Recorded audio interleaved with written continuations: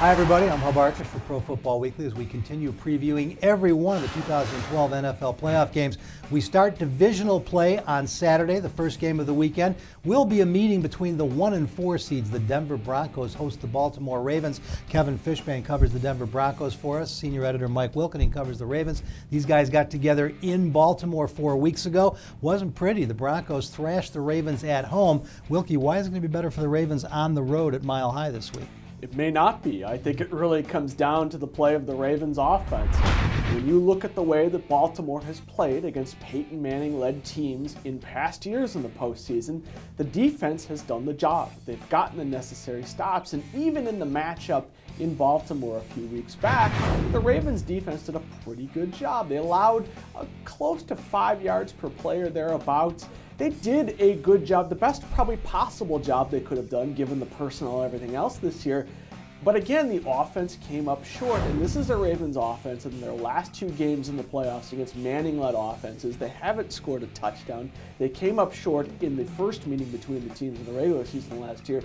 Guys, I hate to put it again on Joe Flacco and company, but that's where we are in this matchup. I really think this comes down to the Ravens offense. Well, you know, Kevin, it's a great place to start. We'll get to Peyton Manning in a minute. Obviously, we have to. But when they met 4 weeks ago, this Denver defense that nobody knows absolutely erased Ray Rice. They've got one of the top 5 run defenses in the league. They're one of the top 5 overall defenses, and it does appear to be more than just the product of a questionable schedule. Yeah, it's been really amazing what that defense has done with Jack Del Rio and a lot of new players in there as well. You mentioned the run defense. Kevin Vickerson's been huge for them up the middle. Ray Rice really didn't do anything as a runner or a receiver. And then you look at that secondary. You know, they get Tracy Porter back just as another corner, but his replacement, Chris Harris, is the one that picked off Joe Flacco, returning 98 yards for a touchdown. He's turned into a playmaker. Their other corner, Cody Carter's play well. We all know what Champ Bailey can do on the outside. And I haven't even mentioned Von Miller yet, who's really the key to that defense up front. And what makes this team so good is when they get ahead, they allow Miller and Elvis Dumervil to pin their ears back, just get after the passer. And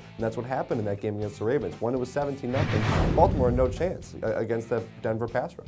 Well, and speaking of pass rush, Mike, obviously a spotlight on Joe Flacco, but the way you deal with Peyton Manning is you've got to get him off his spot. The Broncos gave up, I believe, 10 sacks in the first 5 games, just 11 sacks in the last 11 games. Ravens defense has struggled all year long. They were better last week with the emotional boost they got from Ray Rice. Can they pressure Peyton Manning? They can. If Paul Kruger plays like he did in the wild card round, he really has become their best pass rusher this season. You've got to get what you can out of Terrell Suggs, but again, they're reportedly dealing with a little bit of an Achilles flare-up again. It's going to be an all-hands-on-deck sort of situation with the pass rush. And I think another key area, guys, to look at in this game is the Ravens' run defense, because what we know about Peyton Manning-led offenses is that when he checks into run plays, you need to stop Denver from getting 5 or 6 yards per carry. Moreno had a lot of success in the first game doing that. You need to keep Denver in, unoptimal sort of down and distance situations, and I think that might be difficult for Baltimore if they don't win on first downs. Yeah, this last meeting was a bit of a surprise coming out party for Nishan Moreno after Willis McGahee had gone down. But we've waited long enough, Kevin. We got to get to Peyton Manning. I mean, he is the all-pro quarterback this year for Pro Football Weekly, the Pro Football Writers of America. I know I just let that slip too soon, but what the heck, that's who it is. And, he's one of the best in the history of the game and is the difference in the Denver. All these other things are nice, but Peyton Manning at the end of the day is what makes this Broncos team special. He is. He's a future Hall of Famer, and he makes the difference against Baltimore. What's been great for Peyton Manning is Demaryius Thomas this year, too. I mean, when he didn't really have, he had great receivers in Indianapolis. Obviously, you got Marvin Harrison and Reggie Wayne. But Demaryius Thomas, that size-speed combination, he wasn't used to having any of that in Indianapolis. And Thomas is such a type of guy that can stretch the field, out-physical, corners for the ball. And that's great. And then he's Eric Decker out of the slot. And the 2 tight ends, Joel Drees and Jacob Tamme. He's got Brandon Stokely. He has so many weapons, and he's been able to use it. And his arm strike's been fine. He's been able to throw the deep ball if he needs to, but he will still attack you by getting rid of the ball so quickly. And as you talked about with Mike about that pass rush, it's so difficult to get to him because he's going to throw that ball as fast as possible. And of course, the beauty of Peyton Manning, the Ravens did take away Demaryius Thomas, the Pro Bowl receiver, last time they met. So Eric Decker went off for 8 catches for about $130. It's prediction time, guys. We got to find out what everybody thinks. Wilkie, you got the visitors. We'll let you go first. Who wins this football game?